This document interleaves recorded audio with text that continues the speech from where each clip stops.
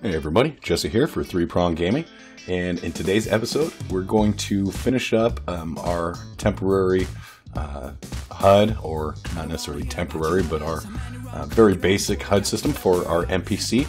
So let's go ahead and get this going.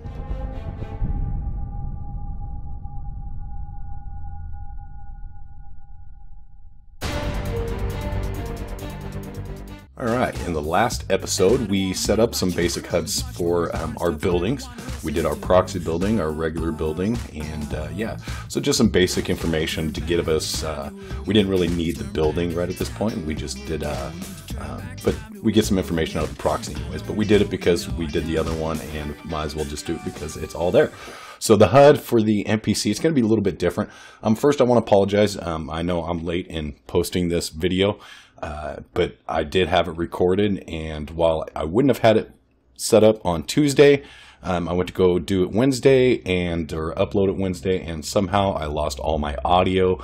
I don't know if I hit mute at some point, or I don't know what, but either way, my fault. I lost it. I apologize for that. So hopefully all the audio gets recorded in this one, and I can get this uploaded for you. Now, I do want to let you guys know that I've been... I'm kind of glad I lost that. I mean, I have to re-record this, so that's kind of a pain in the butt. But I think I've been cramming too much into these videos. Too much going in. I think it might be sort of overwhelming for you guys, and at least for me, I know it's been kind of overwhelming for me because, well, it just makes the videos longer. I spend, for a half-hour video, I spend about 10 hours for just one half-hour video from the time I start recording to the time that I get it to you and viewable on YouTube. So a lot of work goes into it, and the shorter I can make them, or at least the more focused I can make them, the better. And I think it'll just be easier for you guys as well. So if a video takes longer than I need it or I intend it to, because of the topic I'm on, that's fine. But originally this episode, when I recorded it the other day, it actually had multiple parts. I had the menu blueprint that were for the NPC that we're going to do right now. And then I also extended out to where, we changed the walk speed of the NPC based on the game speed. That's two separate topics. I'm going to make that into two separate videos. Even if I only get 15-20 minutes out of each video, that's fine. It's going to make it easier for me. It's going to be more focused for you guys. And I honestly, there was a point when I had 2 or 3 videos in advance. So in case something did happen, like an audio file got corrupted, I still had an episode to upload to you guys. I was not felt in a rush to hurry up and get the episode done to have something posted for you guys. And the last 2-3 weeks, I haven't had that, and I felt very rushed, and I don't like that feeling, and I think really it lowers the quality of my videos. So that's enough blabbing. That's 3 minutes worth of me talking, but expect me to kind of try to stay a little bit more focused, a little more on point, and try to keep things a little bit more relevant to each video.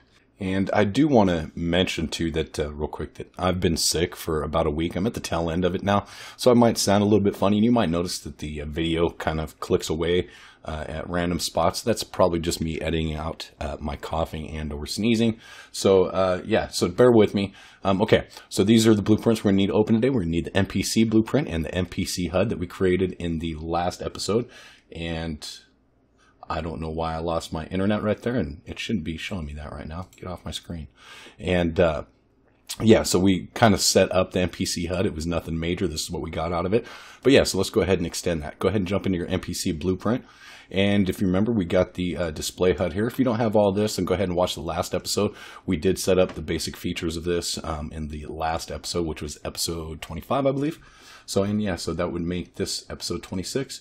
So like I said, I did re-record this, or I am re-recording this. So if I accidentally have something here that I tried to delete everything so I can come back and show it all over again, but I may have forgot something, like maybe a variable or something. All right, so let's go ahead and give us some space here. Open this up. And yeah, just give us some space. Go ahead and first I'll just mention the way that we have the NPC when they go to a building right now, which they're just going to construction, but we set them hidden in the game. Well, they're still there. So the way this HUD system is set up, you can, even though they're invisible, you can click on them and still activate them. And that's not an effect we want. They go hide in.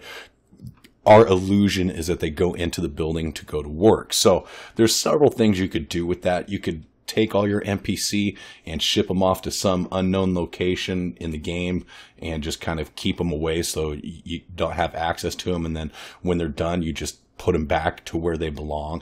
That's a lot of work, and we don't really have any collisions for our pawns. In other words, they, at least with each other, they don't bump into each other, so we don't have any detour crowd working and stuff, crowd detouring, however you want to put that.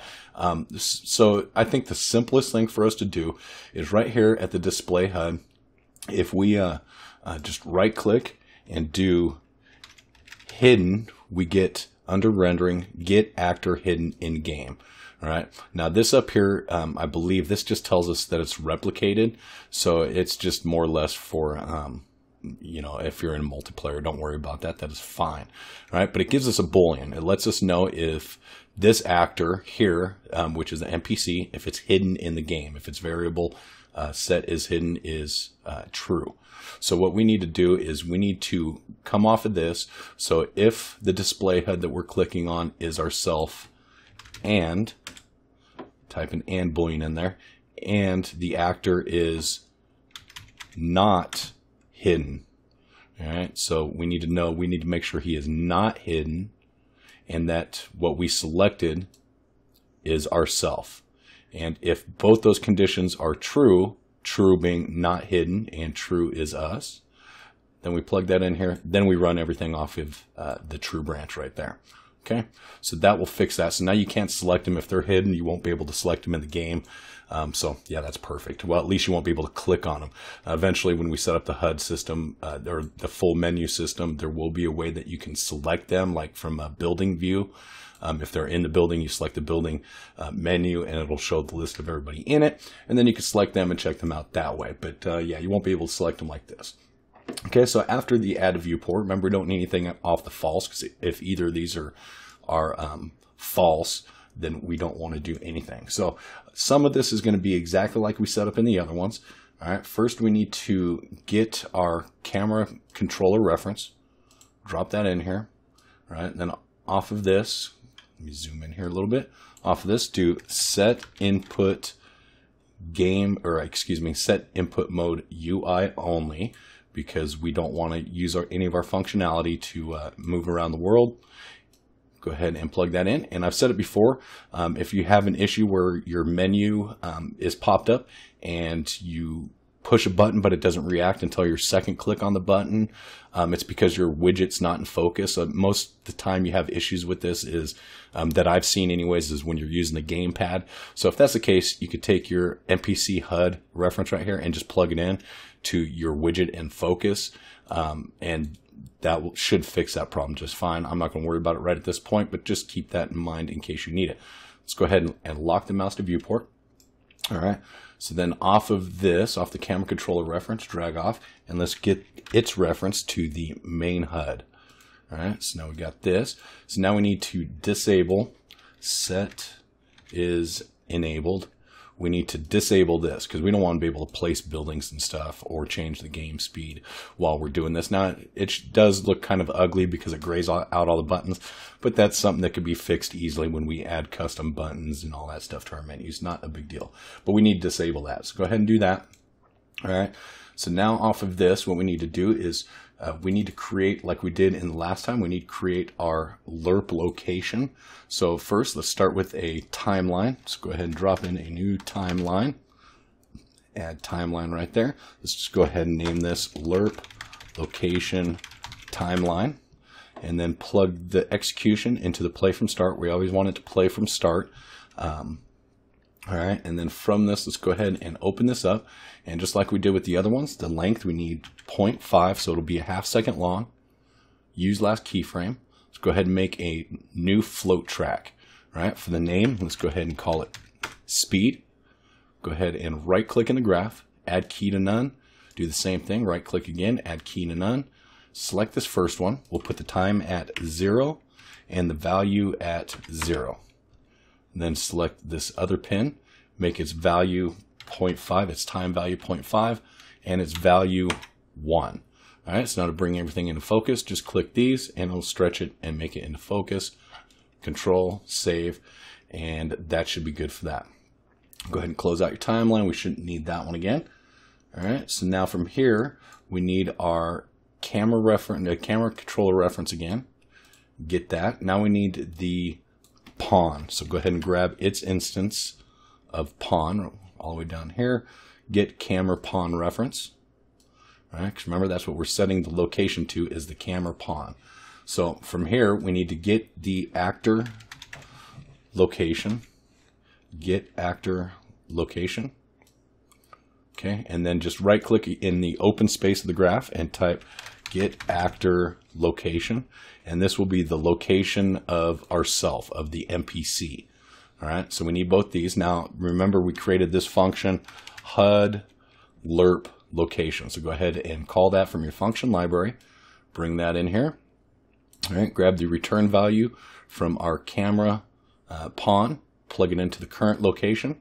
Grab the return value from the NPC location, put it into the destination location, and that one is good to go. So let's go ahead and select all that and right click, and let's collapse two nodes, collapse nodes. We'll call this lerp location.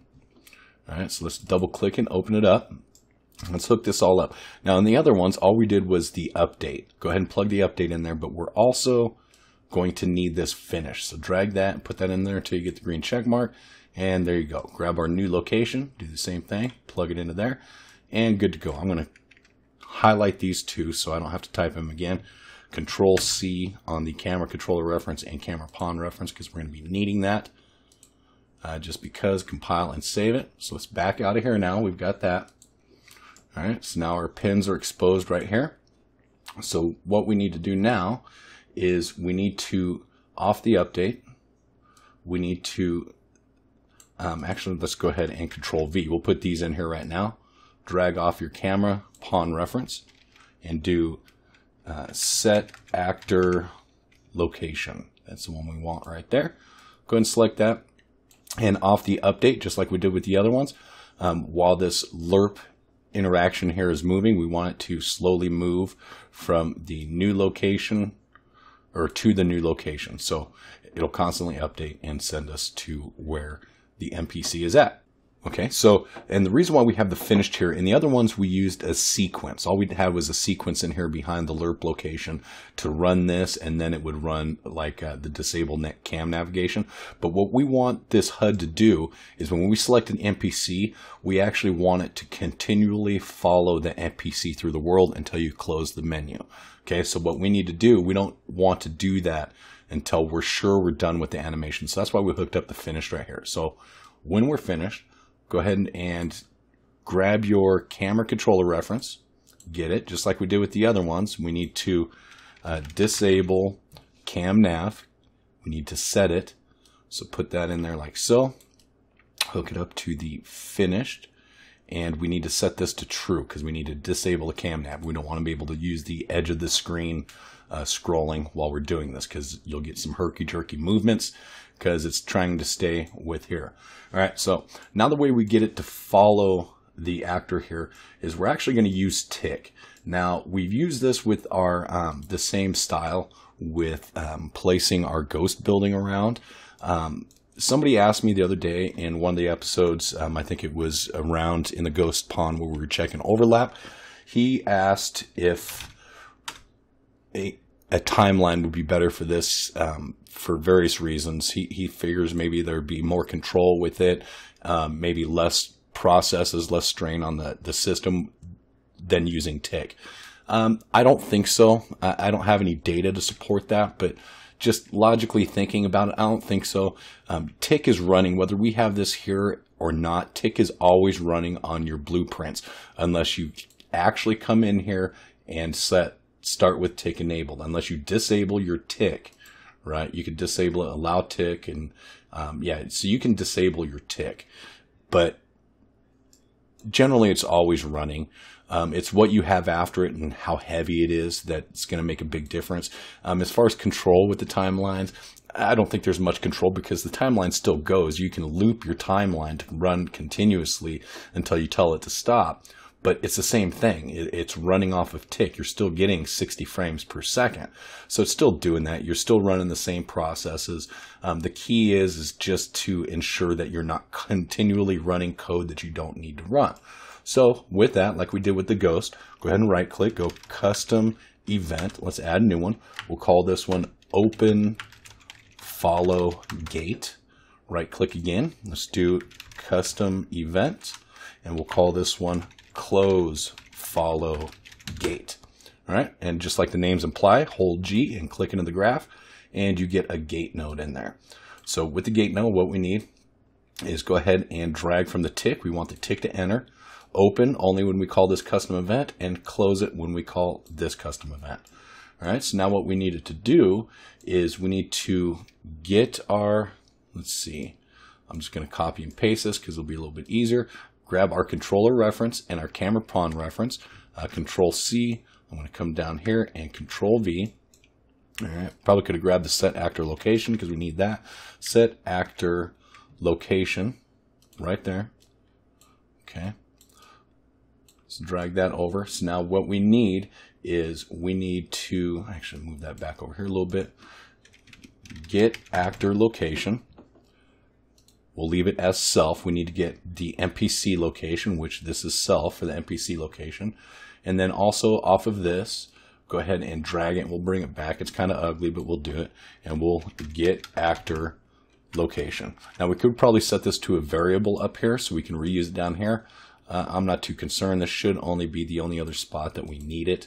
Okay. So what we need here is go ahead and right click on the NPC get actor location and split it. All right, grab this other one, and we're going to need to do the same thing. Right click. Let's go ahead and split the pins on that as well, because what we need is, obviously, we don't need the Z. We don't want the Z value because we want our camera pawn, which is what we're getting, changing its location and having follow the NPC, is we set it to a specific height. We always want it to be at that height. So we need to pull the Z off of that. So go ahead and split the struct here on the new location. Split struct pin. Take the X, plug it into the X. The Y, plug it in the Y, and then take the Z from our camera pawn and plug it in there just like so. Okay, and that is it. Enter gate right there. So now on tick, this will continually run. It'll continually get the NPC's location and set the camera pawn to this new location. All right, so that's perfect. So now we need to open this gate. So we come over here, and this is why we did it off of finished. We only want this to execute once the timeline is finished, and do open follow gate. Perfect. That's all we need for that. So this is pretty much done. Let me double check, make sure I'm not lying. Yeah, that's pretty much done for that. Compile and save it. Now we need to go in here. We need to be able to close this as well. So where we need to close it is we come back into the NPC HUD. All right, here's the designer. Let's go ahead and jump into the graph real quick. And if you remember, we got this close button right here where it removes from parent. All right, so we need to add some stuff in here. Go ahead and alt click that, close that out. So now we need to, pretty much like we did in the other ones, is we need to create a new variable. Let's call this NPC underscore ref for reference. Change its variable type to NPC BP reference. Make it editable and expose it on spawn. Compile it. Let's go back here to the NPC BP really quick, and you'll see where we create the HUD up here in the begin play. Now that's exposed. So let's go ahead and right click and type self, get reference to self, and then plug that into the NPC. Oops, plug that into the NPC reference, just like that. All right, so now every time begin play starts for the NPC, when he creates his HUD, he'll set that variable to himself or herself for that matter. All right, so let's go ahead and grab the NPC reference, drop that in here and get it. So we could always do the same thing for the camera pawn controller. We may end up doing it in the future where we set it editable, expose it, and run it through the create HUD like that. But right now, let's just go ahead and get this reference to the camera controller right here off the NPC. All right. And then from that, go ahead and drag off. We need disable cam nav. We need to set it. So in other words, we need to re-enable it. So we leave that as false, right? And then go ahead and pull off of this again and type set input game and UI. All right, we need both of those. Let's go ahead and put that down in here. I'm going to add a reroute node right here because we're going to have to pull off of this again. Set up the execution pins, lock mouse to viewport, and uncheck hide cursor during capture because we want our cursor to be visible on the screen. All right, so from that now we need to re-enable our main widget. So pull off of this and do main HUD reference, get our main HUD reference, do set is enabled. And is it enabled? Yes, we want it enabled. So go ahead and hook that up like so. And yeah, so now we need to grab our NPC right here, grab our NPC reference, drop that in here, get it. Now we need to close follow gate. Now we close that tick, and the tick is no longer executing those commands. And then it will release from the player and everything should be hunky-dory. Hook the remove from parent back up, and that should be it for that functionality. But what we need to do real quick, go into your designer, and we need to make this text block actually do something here. So come over here, make sure it's selected down here. We named it name text. And next here, click bind, create a binding. Let's go ahead and click that, F2. Let's call it get name, what do I call it? Get NPC underscore name. All right. So we got that. What it needs is a text, but all we need to do is grab our NPC reference right here, get it, and then remember we set that a struct called profile. So get my profile, right click on the pin, and do split struct pin. Right, so now it exposes everything that we have currently in the struct, and right now we're just concerned about the name. It comes out as a string, but if we just take that string, plug it into the text, it'll add the automatic convert node for us, and we are good to go. So now that should be it. Compile, save it. Let's cross our fingers, press play. Let's go ahead and drop an NPC in here. Let's move away from them. Now we select them, and it moved. That was kind of a quick snap move. Let's try that again. Selected them. So now, oh, I know what we did wrong here. All right, so that's why we test it and debug it. Come back into your NPC blueprint here. Double check this, right? We never hooked up this speed pin. So it's just, as soon as the timeline's done, it's updating and finishing. So we need to take this speed, plug it into our HUD lerp location function that we created. All right, compile it and save it. All right, let's try that again. Push play, drop an NPC there in the world, move away from them, select them, and it moves there. Gives us his name. His name is Will. I can't scroll in or out, or I can't move around. All I could do is come over here and hit the X. So let's hopefully I can do this here because he's going to move pretty fast. Let's set this down, select him. There we go. Now it's following him around the world.